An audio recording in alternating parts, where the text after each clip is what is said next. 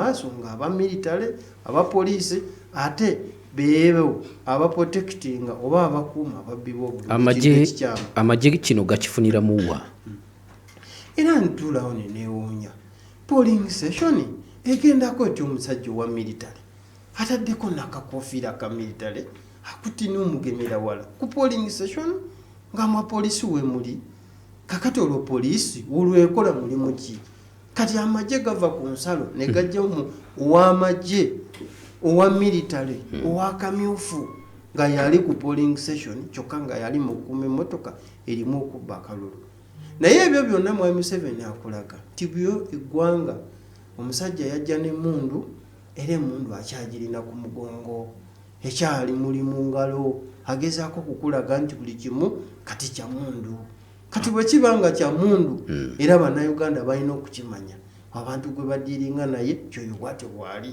era ffe olwaleero okujja okwogera wano leero mbadde nina nange kubeera buyigwe ne pulezidenti naye ate luno olutabaalo n'olutalo luno tulina okutayiza angozi zonna tiwaliwo abatamanyi kigenda mu maaso benina okubuulira basobole okuzuukuka bamanye obuvunaanyizibwa bwabwe kye tuyita civic education mu mbeera efaanana bwetyo naye nze nzikiriza amawulire agasinga obulungi bino byonna tebisobola kubeera byaguubi byaluberera waliwo akaseera ekajja okutuuka katufuma bifume.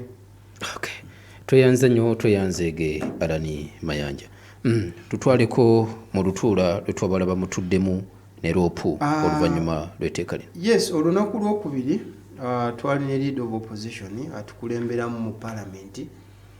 Front ya parliament nayo front nga bwolaba omuntu ng'ayingira ng'agenda okuyingira mu nnyumba gy'asulamu waliwo abayita mu mbiriizi waliwo abayita emanju waliwo abayita ne mulyango kati olwaliwo mu lutalo lw'okukyusa eggwanga lyaffe fronts nyingi kati front eya parliament nayo weeri munnayuganda okujja okubikulira n'okulaga biki ebigenda maaso singa tetubeerayo ate abasajja basobola okukola byonna nga ebaagadde naye atisiti we tubaayo tusobola okujja okubabikula n'okubalabisa n'okuba exposinga munnayuganda oyongere okutegeera ebifa ku ggwanga lyo. Olunaku lwokubiri leader of opposition yatuyita mu boardroom ng'ababaka ffenna abali ku opposition si banuupu bokka siba naye ebibiina byonna naye naalemu nga mwebali bennyini yabayita abo abakkiririza mu nsonga y'okugamba nti emwanyi ekitongole kya UCDA kyagattibwa mu bukyamu byonna ebyaliwo katwebuuza way forward kiki kye tuzzaako era na kiki ekirina okukola era basebo ne banyabo mbategeeza olutalo lw'okulwanirira emmwanyi duli omanyi mu lutalo waliwo kye tuyita bato waliwo ne wo waliwo enjawulo wa bato paati ya wo oba kaŋŋambe kwegamba olulwana w'olutalo olulwana ye bato then wo lwe lutalo kakati eri yali bato part of the war part of the lutalo olutalo lunene olwayo kye tuyita economic war olutalo olw'ebyenfuna bannayuganda no tulina okukitegeera kubanga olwaliro tujjukire bulungi omusajja yatwala pamba ojjukira bulungi kayonga tuli mpaime nga tulina obutabo bulimu obwabannalule ne lule katulaba nalule yagenze nanoga pamba nakola bwati amuweese olwaleero pamba abasajja bamukuba ku ttaka kayonga engoye zonna ze twambadde za pamba za cotton so nga ate cotton yadda bulungi ku ttaka lyaffe wano ery'e Uganda kakati olwaleero engoye ziva ne gye zivudde eza cotton kitegeeza cotton kirime kya nkizo naye bannaffe bakikubye bo ne basigala nga bo bakirimu bokka olwaleero ebikajjo fact ne president abyogeddeko nga ali ebuyukwe president waffe Robert Kyagulanyi Ssentamu tani y'ebikajjo yali emiliyoni ya mitwalo 25 olweyo bagikuba ku ttaka ya mitwalo 5 bagobamu abalala si lwakuba nti sukaali yasse sukaali alinnya bulinnya leero vanira aliriddawa olwaleero amajaani galiriddawa kasooli olwaleero omuntu agula ensigo ku mitwalo 4 ensigo naye n'atuuka okutunda ye ekiro emu n'agitunda nusu 5 nusu 8 naye nga baani abali mu kasooli ogenda okusanga keera abantu abali mu government officials nga be bakwata ddiiru n'ettenda ey'okutunda kasooli yenna kakati olwaleero abasajja bazene ku mwanyi Emwanyi Munnayuganda gwampuliza bwe tugamba nti omusajja agitutte tetugamba nti agenda kujja ku nnimiro yatwala ebikolo by'emmwanyi. Kakati olutalo olwo tuluzaayo eri Bannayuganda n'okwongera okuba sensitizinga n'okubategeeza. This is economic war. Nina wenjagala ontwale Honorable Alan Mayanja. Bwe mwatuula mu lutuula lumwalimu mwakkiriziganya ku kineropo. Kye twakkiriziganya ekisooka etteeka engeri gye lyayisibwamu mujjukire waaliwo statement ezaakolebwa those Baganda. Make sure those Baganda. You understand? Yes, I understand. Ekyokubiri amagye gayingira mu Parliament SFC ne gakuwa buli kimu ne bajjako n'amasannyalaze. Ekyokusatu teeka lyayita ng'opposition teri mu house. Olw'okuba tetwafuluma bufulumi naye abasajja baatufulumya mwalabye ebyaliwo. Kakati tugamba leero Parliament weddiramu tuddayo. Ensonga zino okuddamu ozizo okusa ku fulo ya Parliament. Speaker okwongera okunnyonnyola ku nsonga eno yennyini. Ekyokubiri tusuubira etteeka lino okugenda okulichallenginga mu kooti. Naye tubimanyi olwayo ne byonna ebiri mu makooti. Byonna tugendayo naye era institution zonna zisigala mu M7 akyaziina mu ngalo. Kati bagamba tolema kugezaako. Try and fail but never fail to try. Byonna obigezaako mu mbeera yonna. Ekyokubiri okuddayo mu bitundu byaffe nga luli bwe twakola okuddayo okusomesa Bannayuganda nga nakati bondaba bwendi wano buli wookwata omuzindalo okwongera okutegeeza abantu baffe. Tuno olutalo lw'emmwanyi teruli ku mmwanyi yokka, teruli ku Buganda wokka, luli ku Uganda yonna ne ku birime ebirala byonna okuddamu okubizuukusa okwongera okubitegeeza Bannayuganda n'okubabulira kiki ekyaliwo. Naye ne Bannayuganda bennyini okwongera okubategeeza nti buvunaanyizibwa bwabwe si kubirekera ababaka ba Parliament abali eri 7 bokka oba 10 bokka ababirabanga etwandibirabye, wabula nabo bennyini okumanya nti eggwanga ffenna lituvunaanyizibwako kyenkanyi. Ffe tubaleetera amawulire ne bategeera ne tubajjako ne batambulira mu kumanya.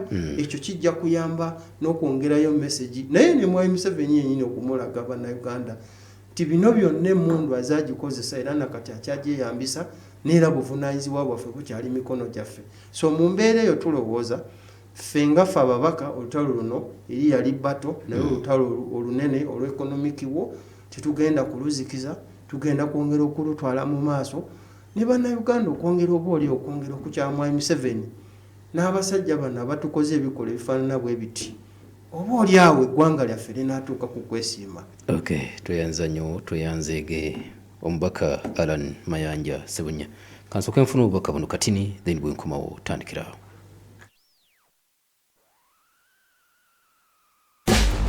Oyagala okuba omuwanguzi? Yes sir! Olina okuba ne stamina ng'ey'empologoma. Wansi mpa push-up 10 ng'okozesa njala.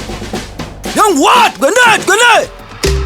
Okuwangula kuzibu naye bw'okozesa MTN Momo kwanguwa kyangu nnyo. Sasula oba gula ebintu ng'okozesa Momo okufuna omukisa okwewangulira mobile money owambagirawo. Kozesa Momo app oba nyiga *165 *3#. Amateeka n'obukwakulizo bigobererwa. MTN Momo erungamizibwa banka enkulu eya Uganda.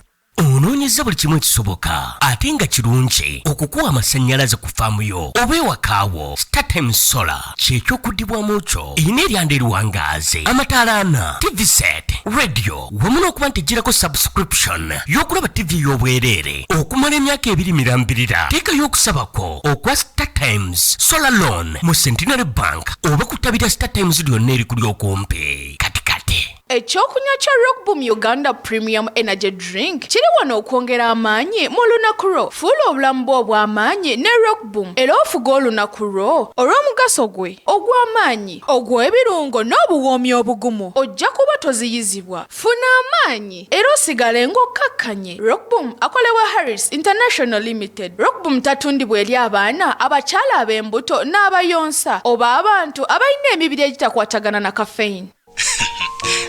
Wabulonyirira oneke wayambaddirira akankubye.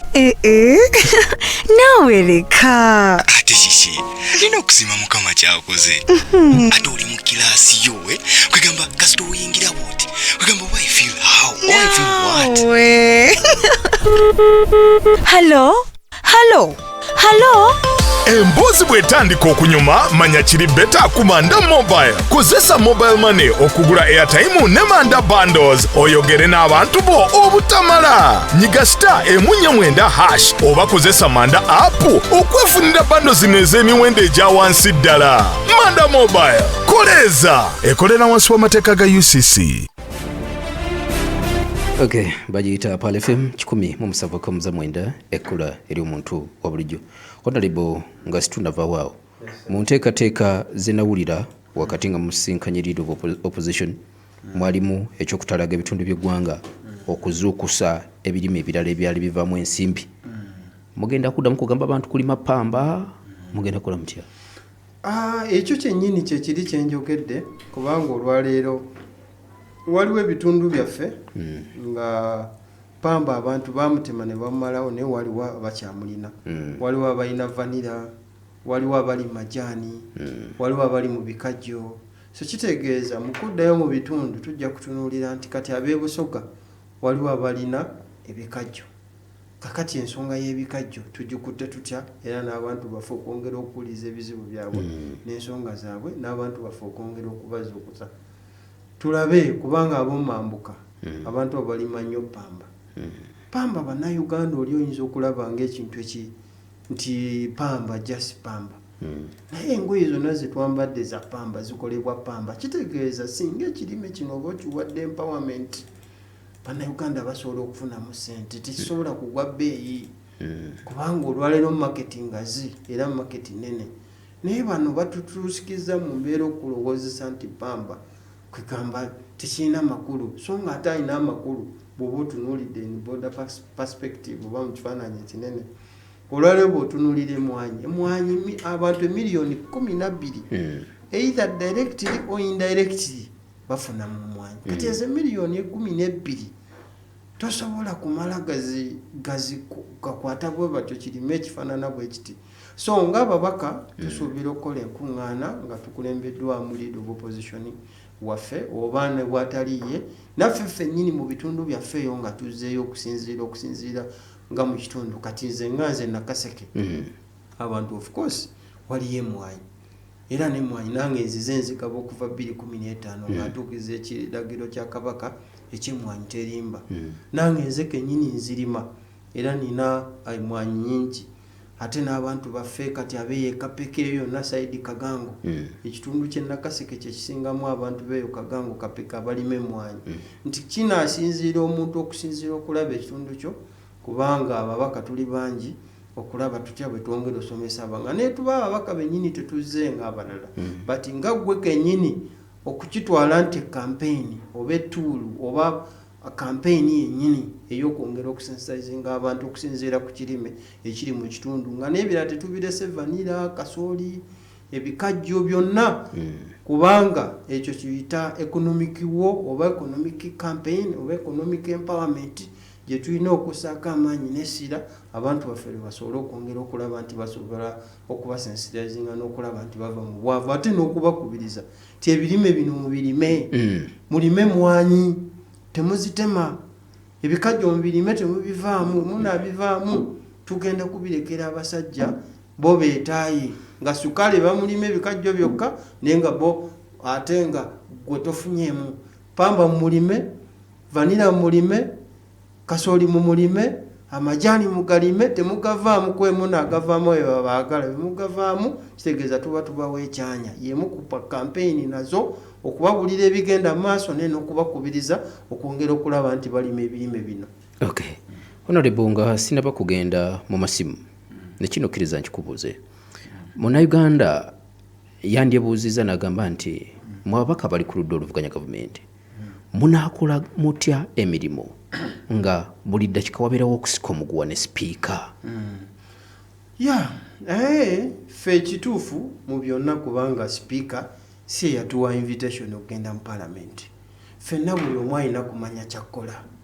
Sipiika waba akoze ekituufu well and good naye bw'aba akoze ekikyamu kubanga sipiika eri entebe gy'alimu tagiriiwo ku lulwe tagiriiwo ku lwa Mwai Museveni agiriwo ku lwa bannayuganda. Eyo institution y'amaanyi nnyo yebaga amateeka yetunulira ssente gavumenti zekozesa nga executive naffe ababaka twasindikibwa mu paalamenti era kirungi nnyo omulonzi bw'oba osindika omubaka anaalaba ebintu era n'abiremerako ate akyukekyuke abantu bakyuka twalaba ku kiseera ky'emmwanyi nkolaba abantu tebalabika bandibaddewo ffenna abantu babuze so nga ne tuzibeerako ffenna ne twogeza eddoboozi limu si lwakuba nti Uganda oba ki naye nga abantu balaba kubanga abantu batya nti kuba Museveni ajja mulaba nti aganye emmwanyi ti Museveni ajja kujja mulwanyise mu kiseera kya kampeyini sima tebajja muwasima fulaga y'enaalemu n'ebirala busongasonga obwo obutaliimu so mu byonna tulowooza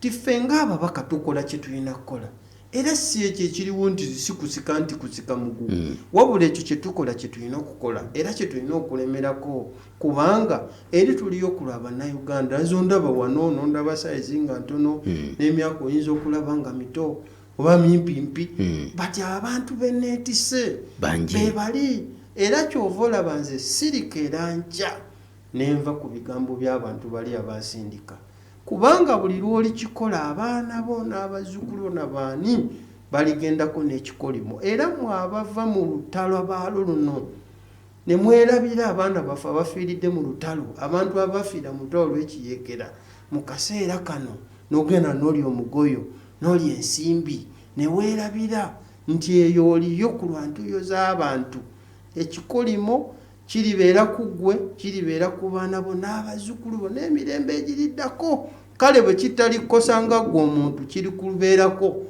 naye lazima nze nkakasa bulungi bannayuganda nti luno olutabaalo lwaffe ffenna bino byonna ebiriwo si kusika muguwa wabula tukola kye tulina kukola wabula abantu abamu batulabisa nti ntusika muguwa nekiwa ekifaananyi ekirowoozesa nti ffe tuliwo okuwakanya buwakanya naye ng'ate ebintu byetwogerako bye bituufu kuba oyisa otya etteeka nga abesefusi bayingidde mu paalamenti. Nina kinjagala okubuuza Honorable Allan Mayanja. Ababaka baayogera nga pulezidenti ayogera gy'olwo yayogerako eri eggwanga nga balaga nti mmwe abali ku ludda oluvuganya gavumenti mmwe musiiga busiizi kazigo naye ekitongole ekya UCDA kibadde kinyigiriza abantu mmwe ebyo mwali temubiraba? Omanyi kakati abo bannaffe bakibedi n'abalala baleeta basiiga akazigo ddala we wabaawo fairness lwaki tewaleeta abo abagamba nti affe UCDA tulaba nti esigalewo oba tevaawo tetugamba nti USD katonda UCDA nti katonda UCDA si katonda UCDA Uganda Coffee Development Authority naye erina ebizibu bingi ebigisoomooza naye tulowooza nti olwaleero ebyo bisobola okutereezebwa nga bwe tulaba URA ebwotasobola gijjawo nga tugamba etulugunya abantu mu bantu okubajjako omusolo omungi n'ebirala ebingi kyetugamba ne UCDA bweba erina ebisoomooza ebiriyo tubitereeze butereeza biweebwe funds oba oli awo bongere okuwa abantu emmwanyi n'endokwa ekitongole kino kitereezebwe kubanga kino kikwatira ddala ku muntu oli asookerwako so naye walaba abantu babaleeta ne basiiga akazigo nga balinga bayimba ennyimba ez'okuwaana n'okukolokota naye tewaliwo fairness twali tugamba n'abo abagamba nti UCD esigalewo bandibadde baleetebwa on board ne bannyonnyola kwegamba yeyo debate eri balanced mbeera efaanana bwetyo. Okay, tuyanza nnyo tuyanze egumbuka Allan Mayanja njagala kujjako eyo gye muli ziri dakika esigaddeyo muyite ku ssimu zaffe zimanyiddwa ku 0757 mubeeko bye mubuuza tugezeeko okuyita mu bufunze akadde tuba na katono tusobole okuba nga tumulungula ensonga eziwerako. Halo Seruganda. Sikufunye bagiyita Pearl of Africa Radio 0759 07 900 ne 07 82 enkaaga kwetugerogena maaso n'okubanga Twitter mubeeko ebimuuzo byemubuuza tuwerabira Broadway High School ssomero lyadde ne boarding liwandiika abaana bave wakasa kuna basula ku ssomero gendayo olabe enteekateeka bwegenda maaso n'okubanga etambula. Gonjuka ne Pearl FM nate twazemu okutegeka agonjuka mu abaana bali wakati w'emyaka 6 paka ku myaka 18 mugenda kuba muleetebwa mugende maaso n'okubanga mubangulwa tugenda bayigiriza ebintu bingi wano ku Pal FM. Hello. Esebo. Assalamu alaikum wa rahmatullahi wa barakatuh. Wa alaikum salam wa rahmatullahi wa barakatuh. Mwebale kutuweereza. Mwebale kuwuliriza. Mwebale na kuleeta ababaka ab'ensonga. Naye obuzibu bwe tulina buli bumu. Amannya Isa Kasimu Mutebi Kitokolo Gombolola Nsanyi. Nze mu kulonda kw'ekinaana nalina emyaka 8. Taata wange baagenda ne balonda ne bakomawo. Naye ebyaliwo mu kulonda kw'ekinaana eyasemba yanyiiga nnyo. Eyasemba yanyiiga nnyo ng'ate babbye obululu obutali bubwe. Naye olwaleero bwe tulaba ebiriwo ng'akalulu kabbibwa n'amagye gasonzeemu emmundu. Tubadde tulondeewa memba wa palamenti, omwami gwe bayita Sodo yaleeta ab'amagye kuva mu disitulikiti esemba najja ne mu disitulikiti etaliiye. Okumanya abasajja abo bakikozesa bujoozi. Najja ne mu disitulikiti etaliiye. N'atataganya okulonda. Kati olwaleero okulonda kwonna nga Pulezidenti Museveni yakyalonda abakulembera ebyokulonda nga yalonda amagye gago mutabani we yagalimu babi abasajja be bali mu gundi musale amagezi Alani Mayanja kuleme kutuzza mu nnaku mu kiteka ly'ebyokulonda ekitali ekyo mugambe Museveni yalangirire ng'amini ekyokulonda nkuggirewo tuleme kutawaanyiza bantu kubanga olwaleero ekiri ekisolo nga wa NRM n'owa NRM luli baali bebba. Kaakati gw'ongamba otya nti akalulu olwaleero bakutte omuntu akutte omubbi oli akubye endulu ate bayambye mubbi kuddusa bya bye. Okay. Bagiyita Pal FM 107.9 ekkula eri omuntu wa bulijjo. Ensonga yo etuukidde ddala bulungi. Hello. Assalamu alaikum wa rahmatullahi wa barakatuh. Wa alaikum salam wa rahmatullahi wa barakatuh. Nange mwebale tuweereza. Webale kuwuliriza. Alani webale taata kutuweereza mwanange. Tubasabira buli budde Mukama Katonda gwe twabalekera. Ani ono? Ajatise mugenzi Sevu. Eggwanga likuwulira. Egamba Kayongo olumu otuuka n'obulwa n'ebyokwogera naye bannayo batuli bakalukalu. Tulabika tuli bakalukalu abatajja busera bannange. Naye leero nina obutambi bwendabyeko obubadde bwa ddala oba si bwa ddala naye nsigadde nennyamidde era nga mpulira ennaku era nga mpulira okukaaba mu mutima gwange neŋŋamba naye mukulu Museveni taata kibaayo mukwano nga bw'oli muntu mukulu olabe ebintu mu ggwanga bwe bitambula olw'okuba bye byakutwala mu nsiko oyogere amazima ogambe nti bannange abantu bange nammwe mukisusizza siganye twali kuttekuttemu naye ate muyiseewo naye emisana salaamu alaikum. Wa alaikum salam wa rahmatullahi wa barakatuh. Webale nnyo Ajati Semugenze ensonga yewuliddwa. Tuli mu program bibadde bitya mu palamenti omubaka akiikirira abantu b'e Nakaseke Central Alan Mayanja Sebunya gwe tulina. Hello. Assalamu alaikum wa rahmatullahi wa barakatuh. Wa alaikum salam wa rahmatullahi wa barakatuh. Yogera n'omugabi muwongeza kiyo ku Benatete. Esebo muwonge.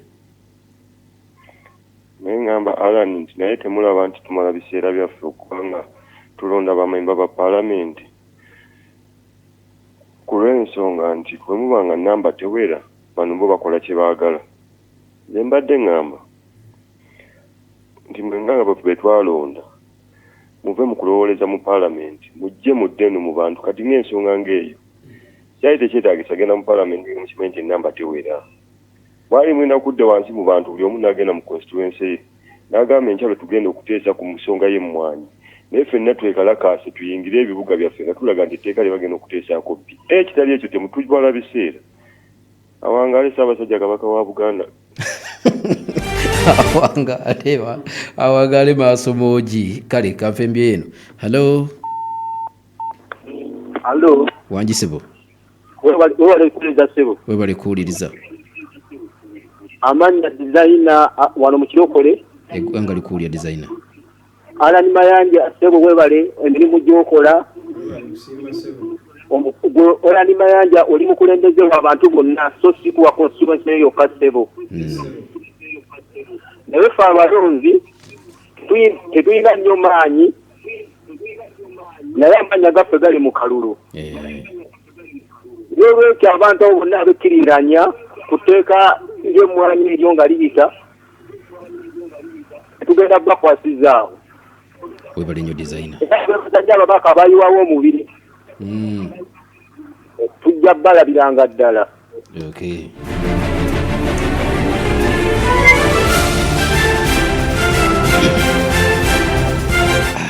Bagiyita Pal FM 107.9 ekkolera omuntu bulijjo. Amasimu ngalaba gakyayaka naye akadde tikali ku side yaffe. Honorable Alali Mayanja tuwumbe tusibule gwe. Neeyanza nnyo waliwo ne baganda bange abali ku mutimbagano gwange ogwa TikTok bannange omulembe tuli mulembe mutebi. TikTok yange eteekamu Alali Mayanja Ssebunya Bakanda Kasike Central oba osobola okuba ng'ongoberera. Era ne byonna bye tubadde twogerako gye biri ne Facebook page yange ne Twitter byonna Alali Mayanja Ssebunya. Twegoberere mungoberere oba oliawo obubaka buno mwongere okubumanya.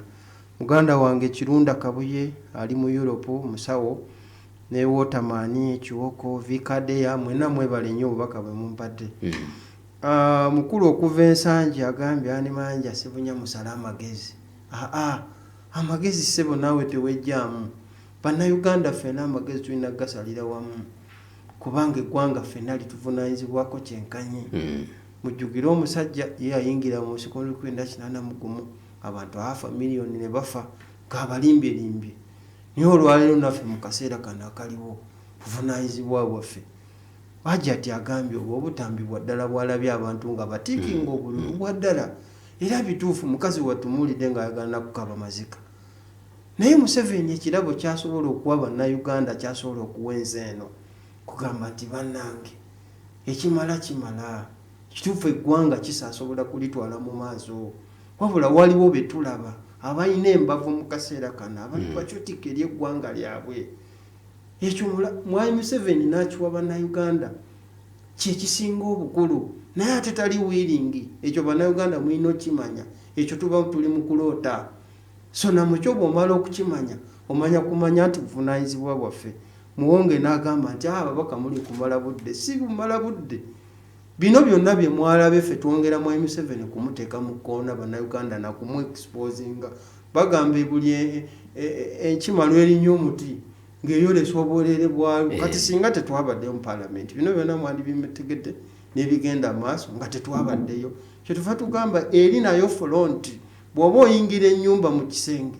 Osobola oyitira mu kisenge, osobola oyitira mu lukuubo, osobola oyitira wano mu wankaaki. So kitegeeza yonna fronti zonna amakubo gonna tukakozese. Ago agali naddala okulaba nti tukyusa eggwanga lyaffe. Ne muganda wange asembyeyo agambye nti abalonzi tebalina maanyi. Abalonzi muleme kunafuwa kutuuka awo. Amaanyi mugalina. Olaba ne muba temunatuuka mu kalulu. Constitution egamba mu article eyokusatu bannayuganda baweebwa ne mandate okudefendinga their constitution. Semateeka. Bino byonna tujja bannayuganda kuba sensitizinga na kubalaga ti no tozingira mikono mabega n'okaaba n'otema ebiwoobe. No, okyalina obuvunaanyizibwa. Tolinda mubaka wo kumulinda mu kaseera ka kalulu. Muteekeewo embeera mumuyite. Bw'aba akola ebitagasa wakiri mulemese constituency mugaye mumuyinako empowerment mumuyinako obuyinza. Buli jadda muyite mulikolinge mwekalakase mujje mu Parliament mwanike ebipande mugende maka gaabwe. Obwevunaanyizibwa bwe tulowooza bannansi muleme kulinda nti tulinda kalulu. No, mukyasobola okukosa amakubo gonna agateeka omukulembeze okuninga. N'akola kyalina okukola. Omukulembeze n'abalyamu ku lw'emmwanyi. Gwe n'oganze nzinza mikono kakati tetulina maanyi mulinze mu kalulu. Please wacha wake up. Musuke bannayuganda bino tujja bibategeeza mumanye obuvunaanyizibwa bwe tulina. Naye mbeebaza mwenna abaddeko ffe ng'ababaka ng'abakulembeze ku mitendera gyonna tujja kujjanga okubategeeza ensonga zino naffe tulwane. Wabula nammwe mukole ebiri mu busobozi bwammwe. Tokkiriza mukulembeze gwe walonda n'okeera enkya aine nga takola ebyo nga tokkanya ne byakola mu parliament kansala nga byakola ku district tokkanya nabyo gwe nozinga emikono mbo mulinze essaawa yonna oba okyalina amaanyi omukulembeze oyo kumuteeka mu line n'omuteeka ku nninga akola ebyo byalina okukola. Nebaza pulezidenti waffe Robert Kyagulanyi Ssentamu enkyali Nakasongola, abalemeezi, abaluuli, abalyannaka, oba oliawo pulezidenti mwanirize leero abadde buyikwe mbadde wano kubanga ate na luno olutabaalo nyo tulina okubeera nga tululwana mu mbeera yonna. Naye mbeebaza mwenna abaddeko, ffe tujja sigala nga tuli ku mazima, si lwa nsimbi, si lwa bitiibwa, naye okulaba eggwanga lyaffe litereera litya, abazzukulu baffe, abaana baffe beeyagale mu biseera ebyo by'omu maaso ffe oba oliawo nga tetuli nawo. Paal FM tubeebaza naddala Bwana Kayongo n'omusajja oli ow'ensowera mutabira era ngoberera nnyo puroguramu zino zonna eza Paal FM era tubasiima nnyo ne puroguramu ey'okumakya oba Mumbejja abaatero Mumbejja ne Kasekende. Yes, Mumbejja ne Kasekende puroguramu ey'okumakya eyazuukuka bakitazuukuka. Mwebale nnyo omulimu gwonna gwe mukola ne management tubaagala nnyo era musigale ku mulamwa wangala nnyo ayibeene ku lw'omukaaga abavubuka bonna tuli mu lubiri nga tukuza olunaku lwaffe olw'abavubuka mu Buganda. So abavubuka mbasaba tubeereyo oba oliawo tukuze olunaku lwaffe olw'abavubuka kubanga Ssaabasajja Kabaka omulembe yagutuwa kwabavubuka omulembe gwe yalina ensonga kitegeeza tulina olubimbi olw'okulima okulaba nga tuleeza ensi yaffe. Tetusobola kubanga tugaziwa okusinga kwano puroguramu bibadde bityo mu paalamenti bwetu bwetambudde. Nze muzzukulu wa Jjajja Buda Kayongo Hakim mbadde ne Alani Mayanja omubaka akiikirira abantu b'e Nakaseke. Ssaabasajja Kabaka awangaale.